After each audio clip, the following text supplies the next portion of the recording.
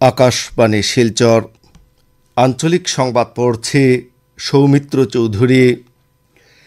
অষ্টাদশ লোকসভা নির্বাচনে নিরঙ্কুশ সংখ্যাগরিষ্ঠতা প্রাপ্ত এনডিএ মিত্রজোট গতকাল সন্ধ্যায় নরেন্দ্র মোদীর নেতৃত্বে কেন্দ্রে তৃতীয়বারের জন্য সরকার গঠন করেছে।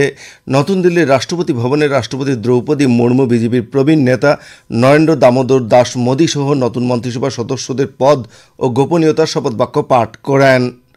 নতুন মন্ত্রিসভা আজ বৈঠক হতে পারে।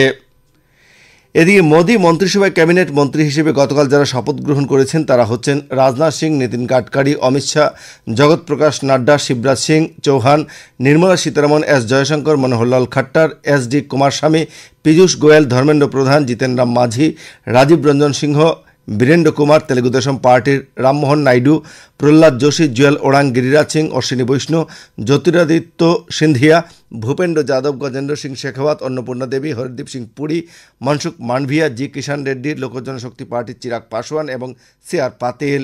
উত্তর পূর্বাঞ্চলের রাজ্যগুলির মধ্যে আসাম থেকে সর্বানন্দ সোনোয়াল এবং অরুণাচল প্রদেশ থেকে কিরেন রিজিজু ক্যাবিনেট মন্ত্রী হিসেবে শপথ গ্রহণ করেছেন। এছাড়া আরও ৪২ জন প্রতিমন্ত্রী ও স্বাধীন দায়িত্বপ্রাপ্ত মন্ত্রী হিসেবে শপথ গ্রহণ করেন। এর মধ্যে আসামের পবিত্র মার্ঘারিটাও রয়েছেন। কেন্দ্রীয় শিক্ষা মন্ত্রক চিকিৎসা বিজ্ঞান স্নাতক পাঠ্যক্রমে নাম ভর্তির জন্য আয়োজিত জাতীয় যোগ্যতা নির্ণায়ক প্রবেশ নেট পরীক্ষায় ১৫০০ জনের অধিক পরীক্ষার্থীদের গ্রেস মার্ক প্রদান করার বিষয়টি পর্যালোচনা করার জন্য ৪ সদস্য বিশিষ্ট একটি কমিটি গঠন করেছে। জাতীয় পরীক্ষণ সংস্থা এনটিএ সঞ্চালক প্রধান সুবোধ কুমার সিং নতুন দিল্লিতে আয়োজিত এক সাংবাদিক সম্মেলনে জানান যে ইউপিএসসির একজন প্রাক্তন অধ্যক্ষের নেতৃত্বে এই কমিটি গঠন করা হয়েছে। এনটিএ প্রধান আরও জানান যে কমিটি আগামী এক সপ্তাহের মধ্যে এ সম্পর্কে প্রতিবেদন পেশ করবে এবং এরপর পরবর্তী পদক্ষেপ গ্রহণ করা হবে।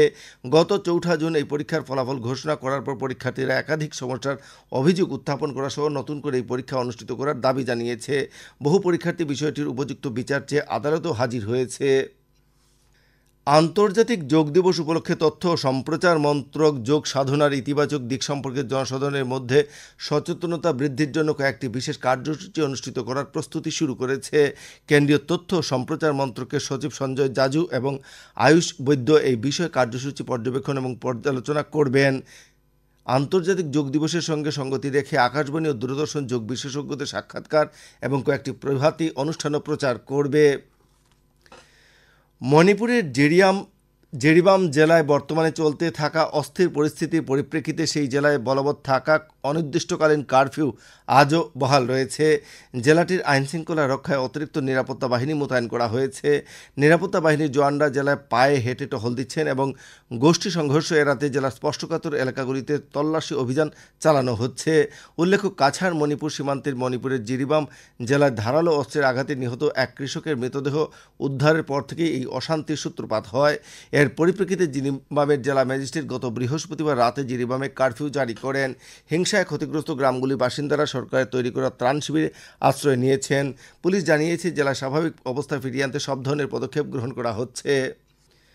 কাবুগঞ্জ জনতা কলেজের হীরক জয়ন্তী সমারোহ আগামী ২২ ও ২৩ জুন বিভিন্ন কার্যসূচির মাধ্যমে উদযাপন করা হবে। ঐতিহ্যবাহী এই কলেজটির ৬০ বছর পূর্তি উপলক্ষে এই উৎসব আয়োজনের বিস্তারিত রূপরেখা তৈরি করার উদ্দেশ্যে গতকাল কলেজ প্রাঙ্গণে অধ্যক্ষ ডক্টর দেবাশিস পালের পৌরোহিত্যে এক সভা অনুষ্ঠিত হয়। সভায় কলেজের শিক্ষক, অশিক্ষক, কর্মচারী, প্রাক্তন সমিতির পদাধিকারী সদস্য ও কলেজের ছাত্রছাত্রী এবং শুভান্যুদায়ীরা হীরক জয়ন্তী সমারোহের বিভিন্ন বিষয় নিয়ে আলোচনা করেন। দক্ষিণ পশ্চিম মৌসুমি বায়ুর প্রভাবে দেশের অন্যান্য কয়েকটি রাজ্যের সঙ্গে আসাম সহ উত্তর পূর্বাঞ্চলের সবকটি রাজ্যে আগামী এক সপ্তাহ মাঝারি থেকে বজ্রবিদ্যুৎ সহ ভারী বৃষ্টিপাতের সম্ভাবনা রয়েছে। ওই সময় ঘন্টায় ৪০ কিলোমিটার বেগে ঝড়ো হাওয়া বয়ে যাওয়ার সম্ভাবনা রয়েছে বলে ভারতীয় আবহাওয়া বিজ্ঞান বিভাগ সূত্রে জানানো হয়েছে। হাইলাকান্দি জেলার rural development and social service অর্গানাইজেশনের উদ্যোগে এবং ওএনজিসি শিলচরের সহযোগিতায় গত শনিবার লালায় বিনামূল্যে চক্ষু পরীক্ষা শিবির অনুষ্ঠিত হয়। এক প্রেস বার্তায় এ খবর জানানো হয়েছে। আকাশবাণী শিলচর কেন্দ্রের আঞ্চলিক সংবাদ এখন থেকে আমাদের ইউটিউব চ্যানেল এআইআর নিউজ শিলচরের মাধ্যমে শোনা যাচ্ছে। এছাড়া আমাদের Facebook page all India radio news শিলচরের মাধ্যমেও এই সংবাদ শোনা যাচ্ছে। আঞ্চলিক সংবাদ এখনকার মতো শেষ হলো। পরবর্তী আঞ্চলিক সংবাদ রাত ৭টা ৪৫ মিনিটে।